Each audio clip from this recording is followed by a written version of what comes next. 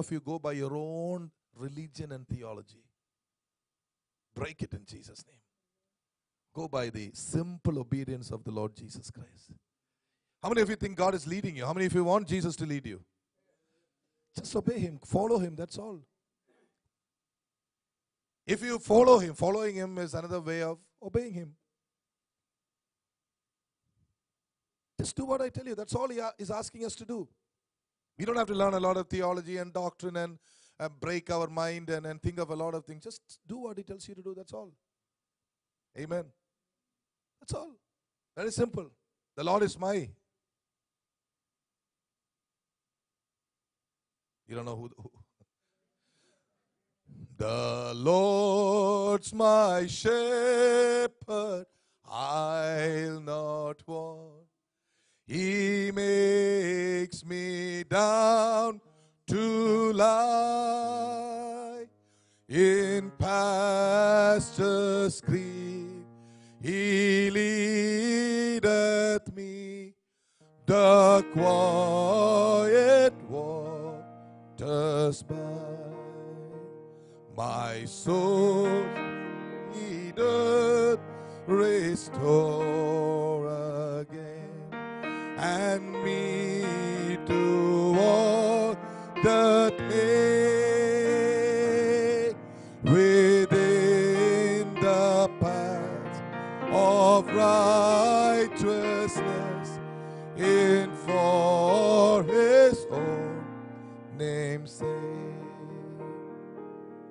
Goodness and mercy all my life shall surely follow me, and in God's hand forevermore my dwelling place. If the Lord is my shepherd, I shall not lack. Hallelujah. I will never lack. I have never lacked. He's always been good for me. Everything. Hallelujah. Not only in the area of finances. When you go and preach somewhere, money can't feed the people. You need something else. You need His anointing. And here is a testimony I want to tell you. I've never lacked the anointing at any time. Even if you don't have money, even if you're not famous, even if you're not popular, if you don't have the anointing, you can get into trouble. That is why the anointing is so important. I was ministering to some people the other day and I said, don't lose the anointing. If you lost the anointing, you lost everything. Some of you are backslidden because you lost the anointing. You lost the anointing because we went after the world. Get the anointing back. You have the anointing, you have everything. Amen. Hallelujah. How many of you think you had an anointing? Get back into the anointing. Ask God to give you that anointing. The anointing brings everything. Did you get that, people? The anointing brings everything. Amen. How do you like it when you look at people's eyes and tell prophecies about them? How many of you want to do that? How many of you want to see, you look into people's eyes and they come under the power of God? These things have already been manifested. Why can't you have the anointing? God wants you to have that anointing. And when that happens, surely goodness and mercy shall follow you. How many of you will start praying for your anointing? Amen. There is a personal anointing for what you need. Shall I explain that to you quickly? We will go into the word. I need a little time today. But let's go into the word. I'm going as the Lord is leading me. You need this. 1 John, 2 John, you have an anointing that teaches you everything. Quickly go there. I'm going with the flow of the Holy Spirit.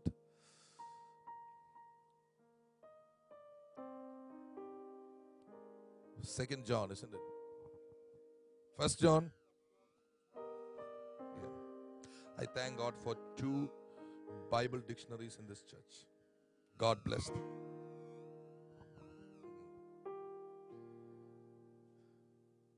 Okay? We have it in 22 too, isn't it? Wait a minute. Look, go to 20 and read 27 with that. You have an unction from the Holy One, and you know all things. Now verse 27, read it with that. But the anointing which you have received of him abideth in you, and you do not need that anybody teach you. But as the same anointing teaches you of all things, and is truth and is no lie, even as it has taught you, you shall abide in him. What does that mean? In your relationship with the Lord Jesus Christ, there is an experience called being baptized in the Holy Spirit. And when you are baptized in the Holy Spirit, in the baptism of the Holy Spirit, there is something called a personal anointing. This is about that personal anointing. Now this personal anointing is required for you so that you will be able to know what to do in your life situation. I won't be able to go beyond a point in your life situation. Am I right? Hey, come on, you can't share everything with everybody, can you? I find it difficult to do that. I may be embarrassed to go and tell everything to people. How about you people? That's the way I feel about my life. I like my life to be private. How about you?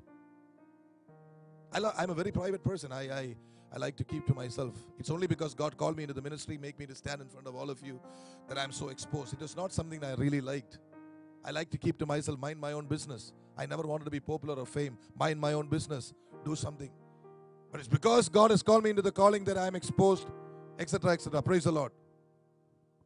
Don't think that I was desperate for, fame or glory or anything. It all belongs to Jesus. Amen. Remember, in your private life, I am a very private person. I don't like to discuss with somebody else what I'm going through. I know. And the Lord is so good that He has given you an anointing which will teach you in the situations of life how to overcome. Somebody shout an amen. Those little children, those young people sitting there, are you getting my language?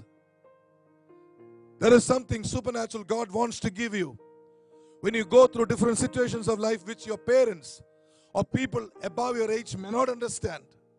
Yes, some of my children here, they have already begun to realize that there is a God who is greater than a pastor. Somebody shout an amen. Some of the young people were trying to be counseled by me. But somehow I didn't get a time to move along with them. Then one day I heard a beautiful noise that the Lord touched them and opened their eyes to see some things about their life. And they are set free. Isn't that beautiful? That's what it said there. The Lord has a special supernatural anointing for you, which will make you to learn everything. And that understanding which you get from the Holy Spirit personally goes along with the anointing of the man of God in whose church you go to. It goes hand in hand. Did you get that? Amen? Thank you, Jesus. One thing we need to do, listen to the Holy Ghost. Lord, this is my situation. I saw so-and-so being blessed that way, so-and-so being released this way. What is my portion? I want to tell you a secret. God has, yes, that's what the Lord spoke through you, Dennis. God has some personal and supernatural experiences kept specifically for you.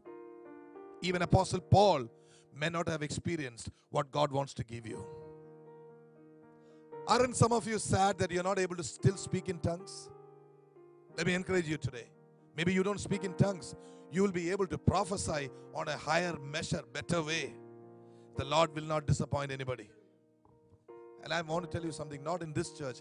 Many of the tongues that people speak today are not the right tongues. Many of it is imitation. I'm not speaking about anybody here, don't get me wrong. Today there is something called an imitation spirit. You see somebody doing something, speaking something, the whole church begins to do like that. But you servants of God, people of God, I want you to ask the Lord something genuine, which is purely yours. Who can receive this today?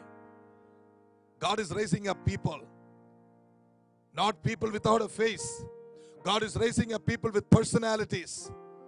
God is raising up people with such powerful individualities. God is raising you up. God is not raising Peter through you. God is raising you up. Did you get that message? God has a special experience for you. God has a ministry for you. God has something special for you. Your ministry, your calling, your anointing is as personal as you are. How many of you are personal with Jesus? Hey, let me comfort some of you. Did you know? I'm not trying to push myself up. You know me by now, I hope. You know, every time I go on a mission field, or sometimes some of the way I see the Holy Spirit working in my ministry, people with half the anointing live on higher levels of financial freedom. Amen. But that has not made me sad. Every time I go for a mission trip, I see more amazing things. And I can ask, Lord, people with quarter of the anointing, people who are being used with quarter of the anointing, they are living with millions. And here I am. What do you think God is waiting for? Who can tell me? I have something kept for me, something special. Money cannot replace it. Fame cannot replace it. Glory cannot replace it. Jesus alone will fill me. Did you understand that? I'm not ready to sacrifice that. The same thing for you, saints. Don't look to the left or to the right. Why, Lord? Why did you bless him like that? Why did you bless him like that? Why did you take care of her like that? That should not be your cry. Your cry should be, Lord, I'm going through a tough time in my life. Let me see more of Jesus. Did you get that message? If you, a child of God, are going through a particular problem, remember, God has a particular blessing for you. You must know directly how different Jesus is. There's no one like Jesus. There's no one like him. There's no one like Jesus. There's no one like him. There's no one like Jesus. There's no one like him. There's no one like Jesus. Yes, Lord. There's no one like him. Put Ephesians 2:4-7. This is a word I want you to read, but I'm going to go in a way about healing today. Look into Ephesians 2:4-7. I want you to meditate on it at home. Ephesians 2:4-7. And then we will break bread. Thank you, Jesus. This is a word which the Lord has given to us as a church in this season. It means a lot of things. It talks about our position in Christ Jesus. It talks about the future of the church.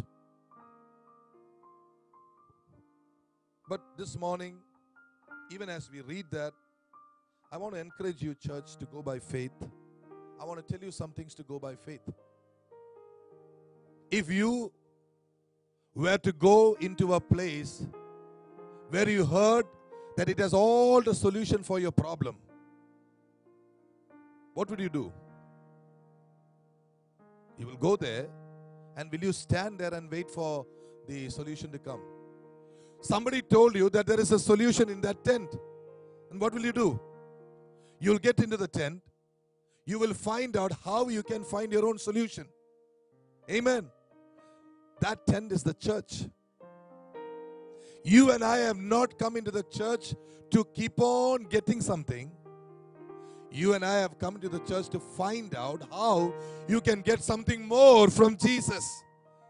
This morning, saints, I want you to know that our God is a giving God. Our God did not say, give me. My God is saying, I will give you. I have given you on the cross. Take it. Turn to your neighbor and say, take it. In Jesus' name, take the power of God. Healing is a part of it. But the problem with many people is they expect Jesus to bless them in this particular way. Unless I see a miracle in my way of looking at things, I'm not going to receive it. This morning, church, let me humbly tell you, that is PRIDE. Smile. You know, if you're really hungry, how many of you have really been hungry any time in your life? Really hungry and you did not know where to get the food from? Yeah? For such people, if you give them just water, that water will taste. Oh, I've had the taste. It's really good. But supposing people who are very thirsty say, no, I'm waiting for, Dunkin'. People are dying of thirst, but they say, no, I'm waiting for McDonald's best. People won't say that. People are really thirsty, say, is that good water? Let me have it. I'm speaking to such people today. Those really are thirsty. And Jesus fills them. Every Sunday I come here so thirsty. I am filled to minister to you, but I come with a thirst for myself. The calling of my life is to satisfy people, to fill them. But I also stand to be filled. And I come with such a desire. Lord, I need something more. I refuse to go by my way. I don't say, Lord, this is the way I want it done. You better do it. God says, I'll give you a car. Yeah, better be a, no more car. I expect a plane. Till I see my aeroplane, I refuse to acknowledge that God has blessed me. What do I call that? I call that pride. Bottom line is, has God touched you, given you something? Have you seen some goodness of God somewhere? Somewhere? Then I want to tell you, that's the beginning to tell the Lord, thank you. That is the beginning of your deliverance. Hallelujah. Sometimes when people turn around and say, yeah, God has blessed me, but till I see the fullness of that promise, I refuse to give Him thanks. In Jesus' name, let that attitude be broken. Take somebody's hand next to you and look into their face and tell them, I'm really grateful to God that I even happen to hear the name of Jesus. I'm so grateful to God that there is a possibility, there is hope in the kingdom of God.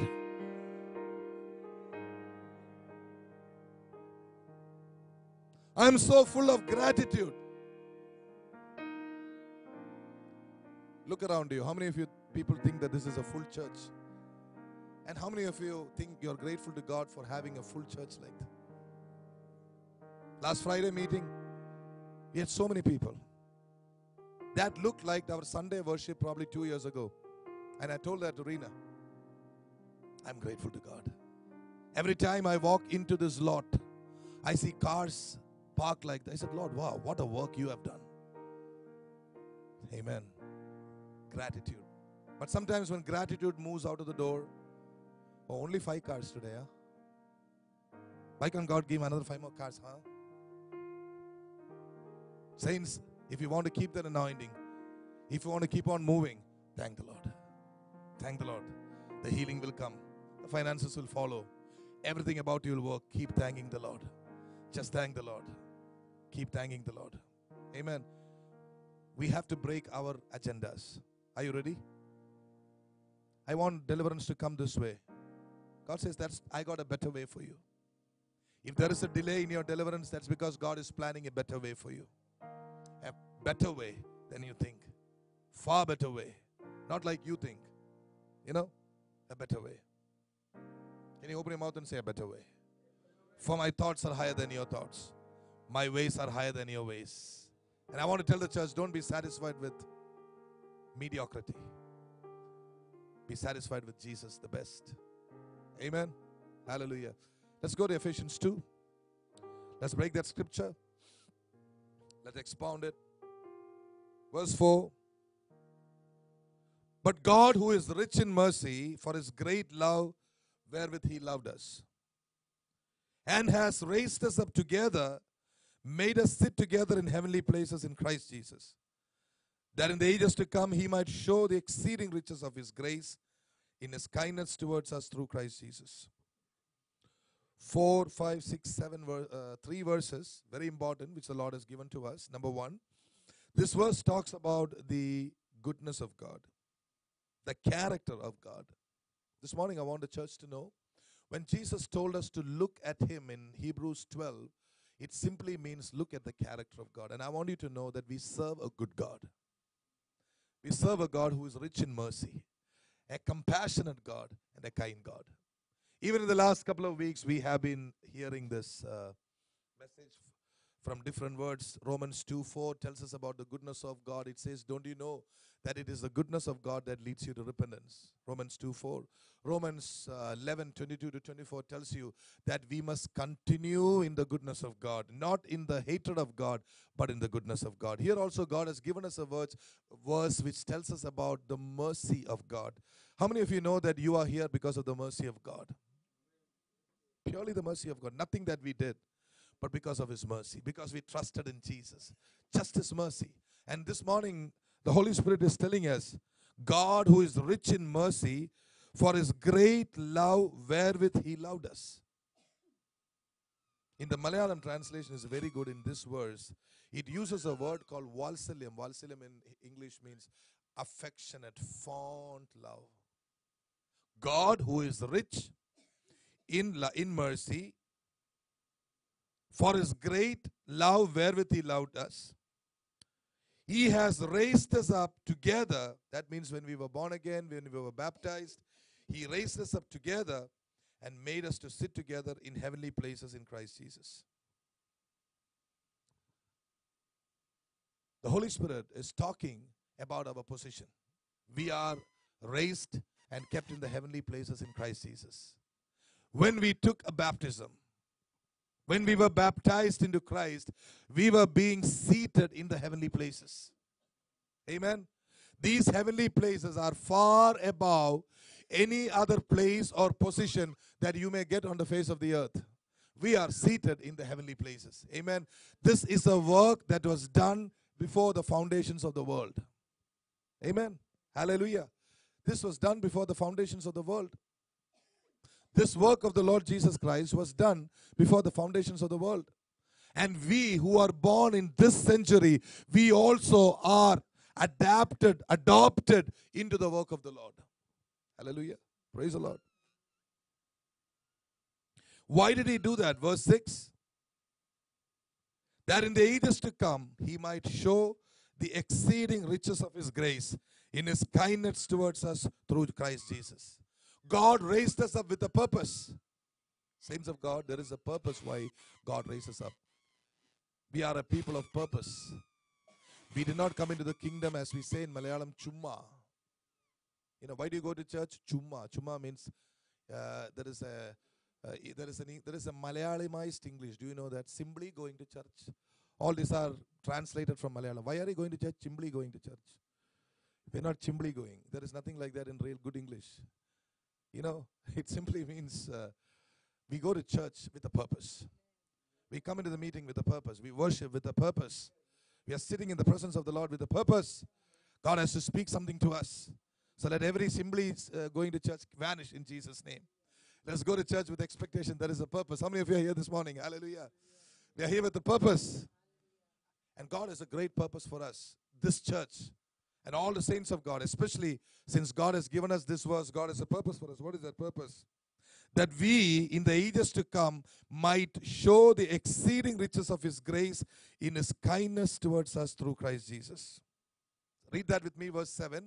Our purpose, that in the ages to come, He might show the exceeding riches of His grace in His kindness towards us through Christ Jesus. Some of you are sleeping. Some of you are watching movies on the internet. You're not saying it. I said, repeat with me, please. Those who are sleeping, sleep well and be in rest. Those who are alive and awake, lift your hands and praise God. Hallelujah.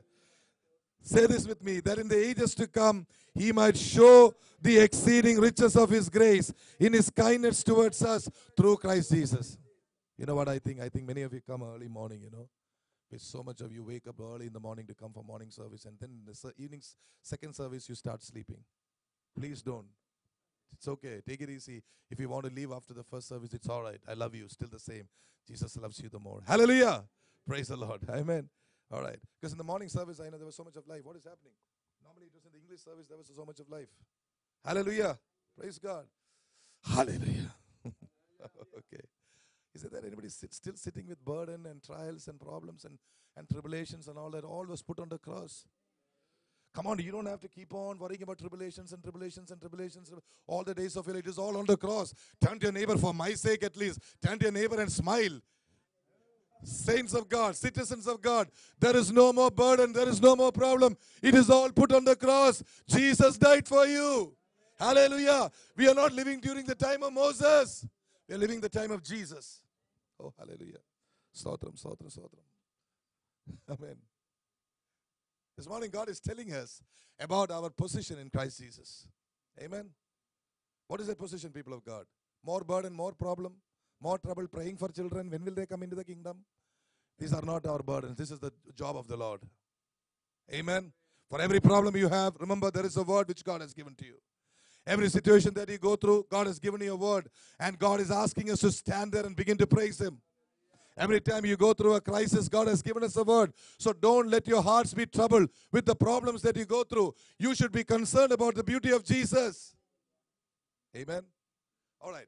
So, God in Christ Jesus has raised us up together, and He has made us to sit together in heavenly places in Christ Jesus, with this purpose, that in the ages to come, He might show the exceeding riches of His grace in His kindness towards us through Christ Jesus. What is the meaning of that?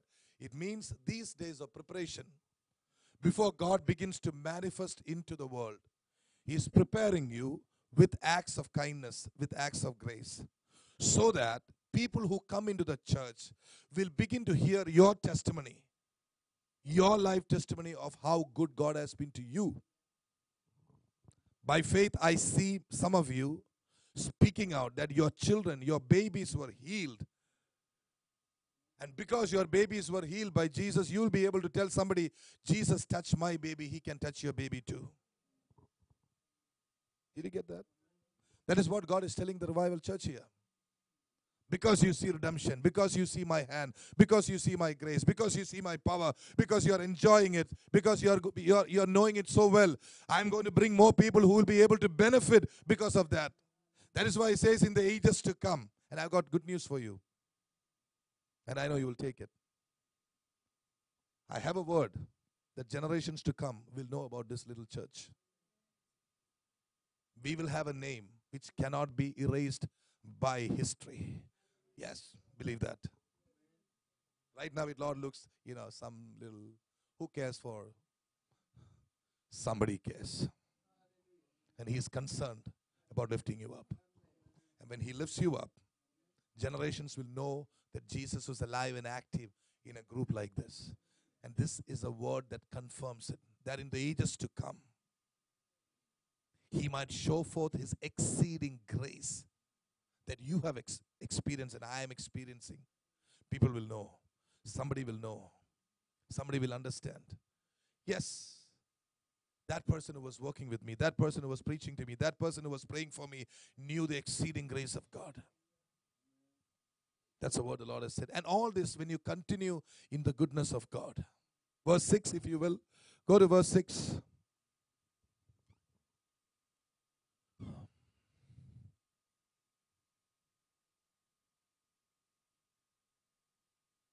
Oh, verse 6 does not have the beautiful Malayalam translated word, Valsalyam. That translation is not complete in English. I want to add something there. God has raised us up together. In verse 7 it is there, that He might show His exceeding riches of His grace in His kindness towards us. And the Lord wants you to move on in His kindness. Actually, that word kindness does not bring in the real meaning of it. Malayalam is right, not liberty. The fondness. Come here.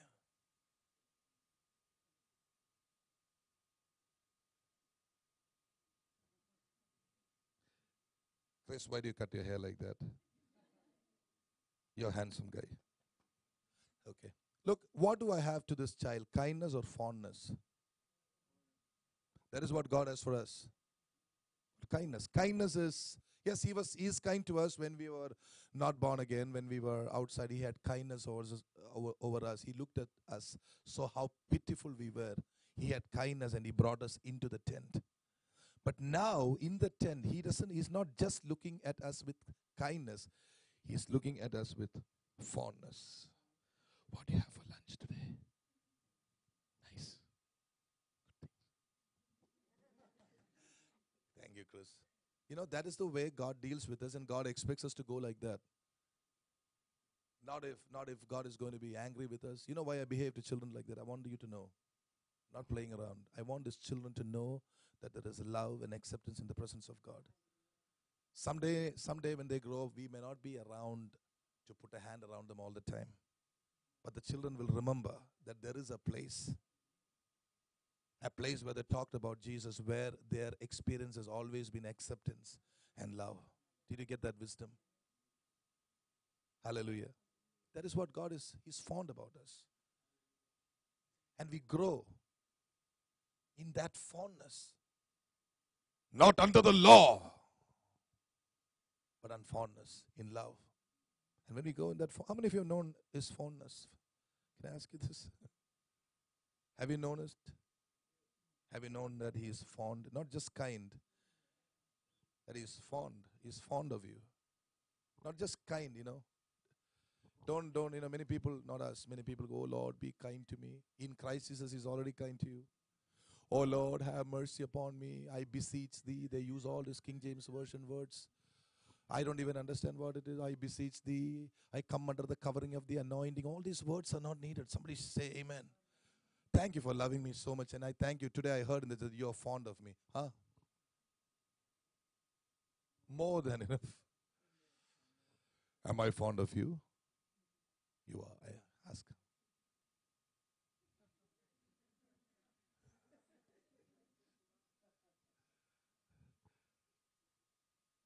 I want you to know that God is fond of you. He's making me to stand there. May you enjoy the fondness of God. How does sleeping fondness? When you see children, what is your natural reaction to them? Put them under the law. Tell them how to obey the 10 commandments. Go and read the 10 commandments 10 times at the age of 1. Is that what we tell them? I never told my children that. But I put my hand around them and said, I love you. I'm your daddy. Very much. Hey, is there anybody here who never had a father's love in your life? I want you to stand up if it is not embarrassing. A father's hand around you at any time of your life. If you're not embarrassed, I want you to stand up. I'm going to pray for you. There will be a touch of the Lord, I know. This is a great thing to have a father's fondness and love.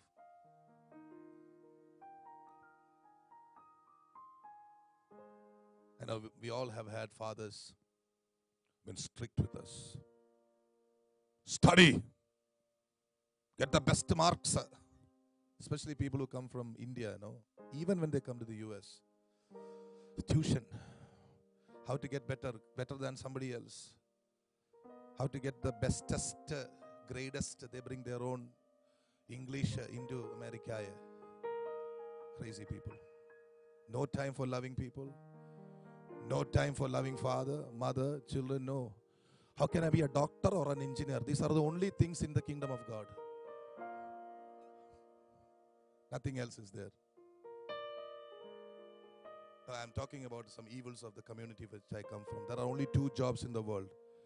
You either become a doctor or an engineer. Because in my community, they value things by the money you give to the bride, So,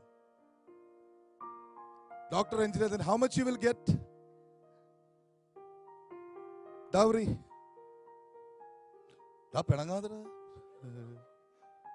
Bivin got upset. Amen. That's how people shape people. Keeping all the love inside the heart. That's not love. Shall I tell you something? 90% of people who have come from Kerala, I'm telling you right now, I can say they have not known the love of a father. They never had a father putting their hand around them. Did you know after the age of 11 or 12, fathers don't even go near daughters? What kind of crazy people is that? I want you to know, there is a father till the last day of your life will be fond of you. He's fond of you. Church, He's madly in love with you. He is in love with you. Can you take it? We came to hear some nice words. This fellow is talking only about love. What can I do? That is what he is doing to me. He is loving me. And I know he is very fond of me. Can you take that? Why don't you try it? Why don't you ask him? There is a ministry right now happening about the father figure. Some of you have missed fathers in your life.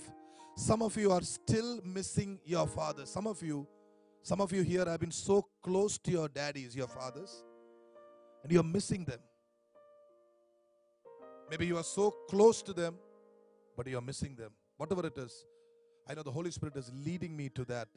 Your relationship with your father.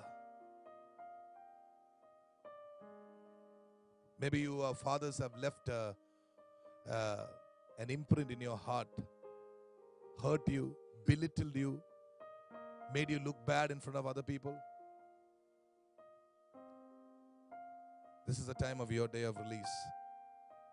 Put so much of expectation on you. You know, in India, Kerala, some of the people I've heard, not my parents, look at that fellow and learn. You see how he goes to school every day? You see how many wonderful marks he has? And you, miserable fellow. I call such fathers demonic fathers. And I know God is with me.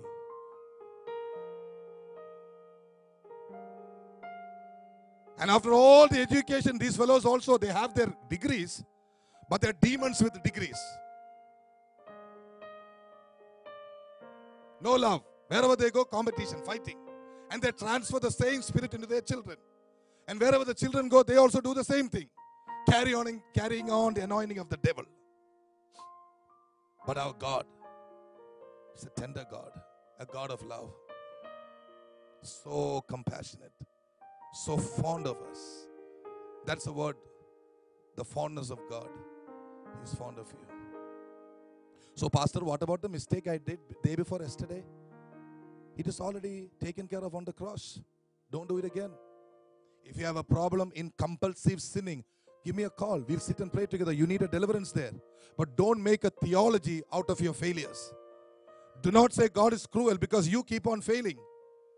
I say if you have a problem in getting angry, losing your temper, you need counseling. That's what a pastor is here for. Call me. We'll sit together in private. We'll pray. But don't think God is angry with you because you keep on failing. You keep on getting angry because so many reasons. You have an anger issue. The Holy Spirit can take care of that. Or you have a problem. You keep on making the same mistakes in certain areas you don't even want to talk about. Come to Jesus. Talk to your pastor. There is deliverance and healing. But don't make God cruel because you keep on failing. God is not cruel. He's a good God.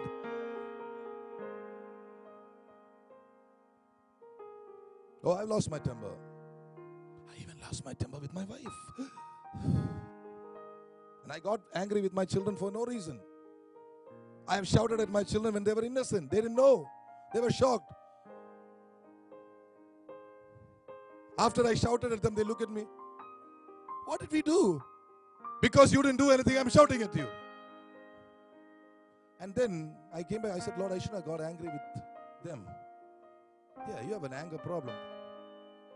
I said, Lord, I want to be free, and I'm free today. Amen. So if you have problems like that, doesn't make God bad. Your failures doesn't fail God. God is still the same. And He will not stop loving you. Yeah, I'm telling you. You know, the way we react to the love of God is, I failed. Now God is angry with me. I did something I should not have done. Now God is angry with me. That is you trying to equate God to your feelings. This is the way I feel about it. But God is not equivalent to your feelings. God is, and will be. Even before the foundation of the world, God saw you. God knew you and I would make millions of mistakes. Still He said, I have found those people with my Son. Church, do you get this message? He's fond of you.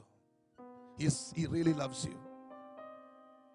Well, the other day somebody asked me correctly, if you keep on preaching like this, Listen to me. It's something very important. If you keep on preaching like this, what if people take advantage of the goodness of God and sin? Correct question, right? But I have got an exciting news for you. You know why people continue to sin? Because they have not understood grace. That's why. If you really know grace, I mean, you will not want to sin. I say, I'm telling you from my life. Shall I preach an angry God and put people under so much of tension? Every time they come to church, they are full of tension. What if the pastor calls out my sin yesterday night or tomorrow morning? I say, you're not people like that. But that's the kind of attitude people normally have on a Sunday morning. But that is not the way God wants it to happen in the new covenant. In fact, the Lord has told me in our table, Lord's table, we are not even to mention sin. Because once and for all, the sacrifice for sin was done on the cross. And how dare we keep on mentioning it again and again to God? Church, are you with me? Are we on the same page? Amen. He's fond of you. And He will help you. Full grace. I'm asking the Lord these days, Lord, full grace. I want full grace. Same thing. Amen. I will not settle for anything less than God's best. How about you? I don't know about you. I will not settle. I want to know grace more than what Paul knew. I'm not a super grace person. I'm not a hyper grace person. It is just that I probably think I need more grace than Paul does. How about you? I don't know. Grace is available for everything. Do you know grace is available for you to get up early morning? Do you know grace is available for you to study the Bible? Do you know grace is available for you to make extra time? Do you know grace is available for you to love your wives? You know grace is available for you to submit to husbands and love them and honor them and respect them. Do you know grace is available for everything? Grace is available for everything that God wants you to have and to do. Everything, yes. Grace is available. Grace is available for you, young people. Listen to me, all of you. When you're not married, you're in that stage where you are beginning to realize that you're all young men and women. You need more grace. You need so much of grace. And don't feel condemned when you are tempted with various temptations. No. I've been with you guys. I've been in that age. I know. There can be all kinds of temptation. I know in this world right now there can be more temptation than what we were exposed to when we were your age. I tell you, God gives more grace. Don't run away from the Lord. He gives you more grace. He doesn't condemn you. He doesn't throw you out because you probably made a mistake. But He's asking this church to come and know more of God's grace. The fondness. Today that grace has come as fondness. Hallelujah. Can you pray for your neighbor right now? The person sitting next to you. Find out somebody next to you. May the fondness of the Lord be with you. In Jesus' name. Thank you, Jesus. Turn to somebody and pray for them right now. Pray that each person will know. Okay. Pray that you will know the fondness of God. In Jesus.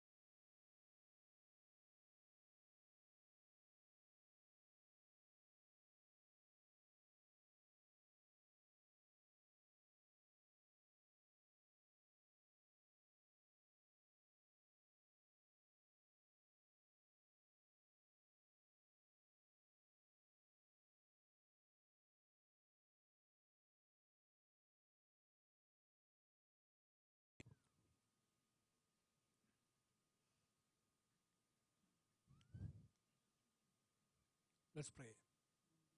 Heavenly Father, we thank you.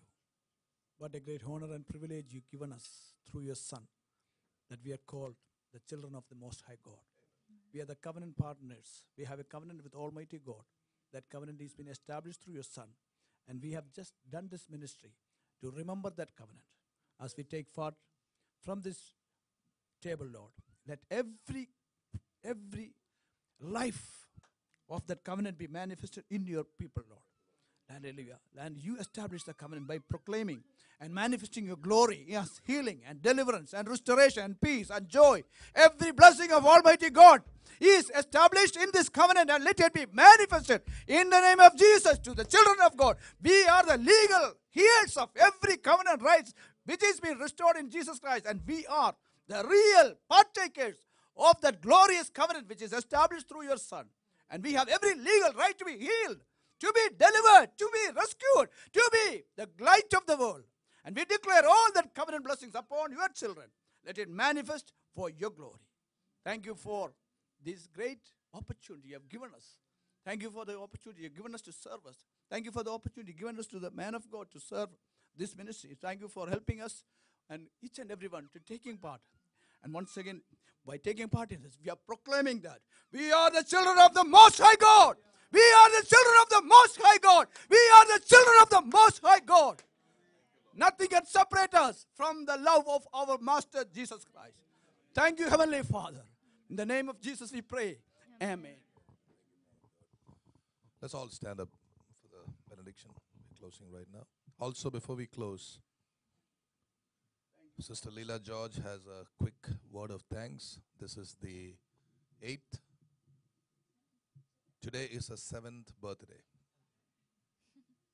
7 years after she was baptized. Let's thank the Lord for her also. Heavenly Father, we thank you for a wonderful day. Thank you for that word of fondness. Thank you because you are in love with us. We acknowledge it with all our hearts. And Lord, we thank you for giving Leilani another year to remember when she was baptized in water. Thank you for everything that has taken place today. Thank you for the healing that has so much gone through. Thank you for new revelations that is coming into the church. We want to say we love you with all our hearts. I pray for victory. I pray for solutions this week for all our dear ones. Whatever they do, let it become a blessing. Wherever they go, let them be blessed. When they come inside, let them be blessed. When they sit together to eat, let them be blessed. Whatever they do, let them talk about the goodness and mercy of you, Father. We love you. Thank you for all the people here. In Jesus' name we pray. Amen. The Lord bless you and keep you. The Lord make his face shine upon you, give you peace, give you victory, give you joy more. Amen.